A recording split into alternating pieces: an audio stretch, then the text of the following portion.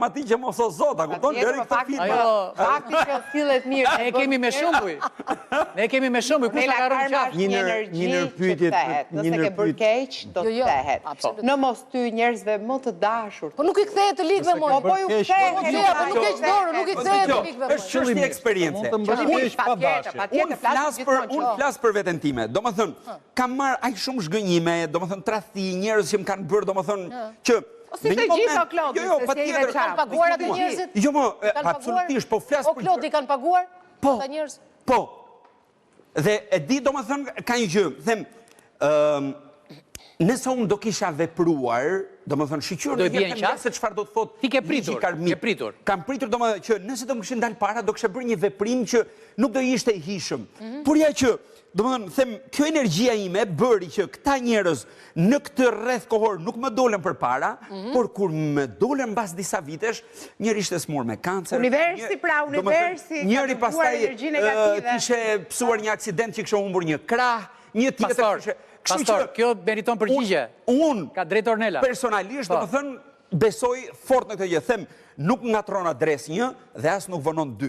Do të vi në momentin e duhur ku ti nuk e pret. Nuk do të vi tek ty, do të vi tek njerëzit që ti të dëm. Që ka si vdekja atëre? Po, pastor, kjo do përgjigje kjo? Një shumë e bukur kjo. Karma si vdekja? Ndonjëherë vdekja është ka pak floriri, ndonjëherë. Ndonjëherë shpëtim, po. Mbyll edhe.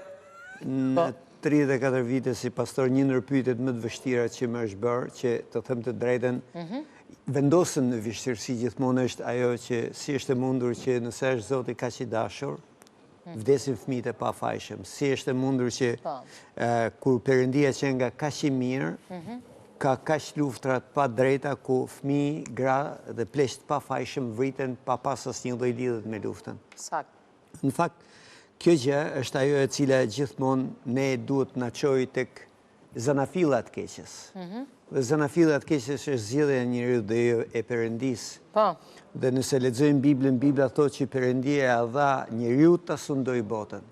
Dhe njeriu lejoi që të hynte fuqia e errësirës brenda tij që ta sundonte botën, që do të thotë në fundit Perëndia e shkatron botën, po Perëndia nuk do ta sundojë, do e sundojë njerëzit.